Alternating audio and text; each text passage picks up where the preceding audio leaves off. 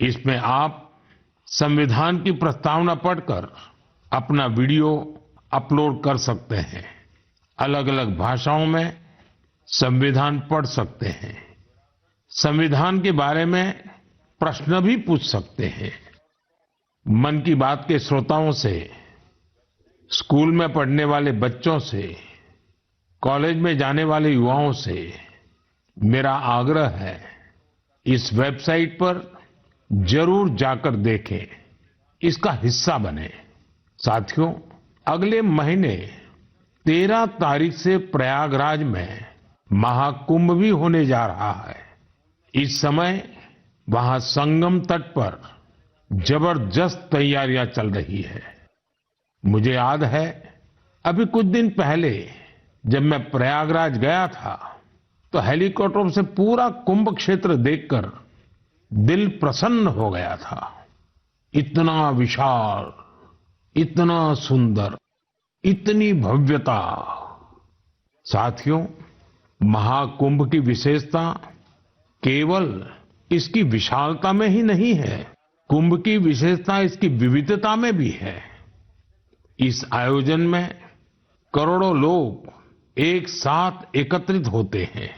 लाखों संत, हजारों परंपराएं, सैकड़ों संप्रदाय, अनेकों अखाड़े, हर कोई इस आयोजन का हिस्सा बनता है। कहीं कोई भेदभाव नहीं दिखता है।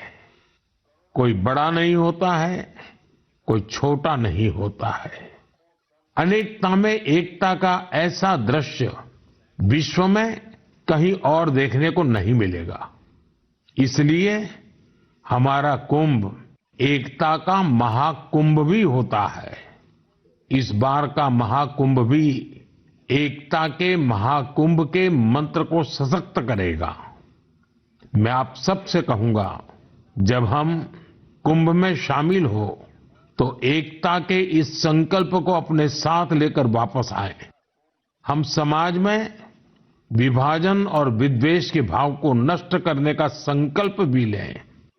अगर कम शब्दों में मुझे कहना है तो मैं कहूंगा, महाकुंभ का संदेश, एक हो पूरा देश। महाकुंभ का संदेश, एक हो पूरा देश। और अगर दूसरे तरीके से कहना है तो मैं कहूंगा, गंगा की अविरल धारा, न बटे समाज हमारा। गंगा की अविरल धारा, न बटे समाज हमारा। साथियों, इस बार प्रयागराज में देश और दुनिया के श्रद्धालु डिजिटल महाकुंभ के भी साक्षी बनेंगे। डिजिटल नेविगेशन की मदद से आपको अलग अलग घाट, मंदिर, साधुओं के अखाड़ों तक पहुंचने का रास्ता मिलेगा। यही नेविगेशन सिस्टम आपको पार्किंग तक पहुंचने में भी मदद करेगा। पहली बार कुंभ आयोजन में एआई चैटबॉट का प्रयोग होगा। एआई चैटबॉट के माध्यम से 11 भारतीय भाषाओं में कुंभ से जुड़ी हर तरह की जानकारी हासिल की जा सकेगी। इस चैटबॉट से कोई भी टेक्स्ट टाइप करके या बोलकर किसी भी तरह की मदद मांग सकता है। पूरा मेला क्षेत्र को एआई पावर्ड कैमरा से कवर किया जा रहा है। कुंभ में अगर कोई अपने परिचित से बिछड़ जाएगा तो इन कैमरों से उन्हें खोजने में भी मदद मिलेगी। श्रद्धालुओं को digital lost and found centre की सुविधा भी मिलेगी। श्रद्धालुओं को मोबाइल पर गवर्नमेंट अप्रूव्ड टूर पैकेजेस, ठहरने की जगह और होम स्टे के बारे में भी जानकारी दी जाएगी।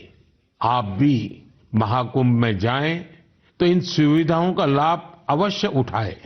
और हाँ, #एकता का महाकुंभ के साथ अपनी सेल्फी जरूर अपलोड करिएगा। साथियों, मन की बात यानी MKB में अब बात KTB की। जो बड़े बुजुर्ग हैं, उनमें से बहुत से लोगों को KTB के बारे में पता नहीं होगा, लेकिन जरा बच्चों से पूछिए, केटीबी उनके बीच बहुत ही सुपरहिट है। केटीबी यानी क्रश, क्रुश और बाल्टी बॉय। आपको शायद पता होगा, बच्चों की पसंदीदा एनिमेशन सीरीज और उसका नाम है केटीबी भारत है हम। और अब इसका दूसरा सीजन भी आ गया है। ये 3 एनिमेशन कैरेक्टर हमें भारतीय स्वतंत्रता संग्राम के उन नायक नायिकाओं के बारे में बताते हैं जिनकी ज्यादा चर्चा नहीं होती। हाल ही में इसका सीजन 2 बड़े ही खास अंदाज में international film festival of India Goa में लॉन्च हुआ। सबसे शानदार बात यह है कि ये सीरीज न सिर्फ भारत की कई भाषाओं में बल्कि विदेशी भाषाओं में भी प्रसारित होती है। इसे दूरदर्शन के साथ साथ अन्य ओटीटी प्लेटफॉर्म पर भी देखा जा सकता है। साथियों, हमारी एनिमेशन फिल्मों की, रेगुलर फिल्मों की, टीवी सीरियल्स की पॉपुलैरिटी दिखाती है कि भारत की क्रिएटिव इंडस्ट्री में कितनी क्षमता है। यह इंडस्ट्री न सिर्फ देश की प्रगति में बड़ा योगदान दे रही है, बल्कि हमारी इकोनॉमी को भी नई ऊंचाइयों पर ले जा रही है। हमारी फिल्म एंड एंटरटेनमेंट इंडस्ट्री बहुत विशाल है। देश की कितनी ही भाषाओं में फिल्में बनती हैं, क्रिएटिव कंटेंट बनता है। मैं अपनी फिल्म और एंटरटेनमेंट इंडस्ट्री को इसलिए भी बधाई देता हूं क्योंकि उसने एक भारत श्रेष्ठ भारत के भाव को सशक्त किया है।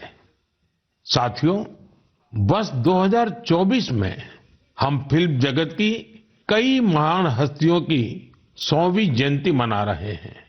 इन विभूतियों ने भारतीय सिनेमा को विश्व स्तर पर पहचान दिलाई। राज कपूर जी ने फिल्मों के माध्यम से दुनिया को भारत के सॉफ्ट पावर से परिचित कराया। रफी साहब की आवाज में वो जादू था जो हर दिल को छू लेता था। उनकी आवाज अद्भुत थी। भक्ति गीत हो या रोमांटिक सॉन्ग्स, दर्द भरे गाने हो, हर इमोशन को उन्होंने अपनी आवाज से जीवंत कर दिया। एक कलाकार के रूप में उनकी महानता का अंदाजा इसी से लगाया जा सकता है कि आज भी युवा पीढ़ी उनके गानों को उतनी ही शिद्दत से सुनती है। यही तो है टाइमलेस आर्ट की पहचान।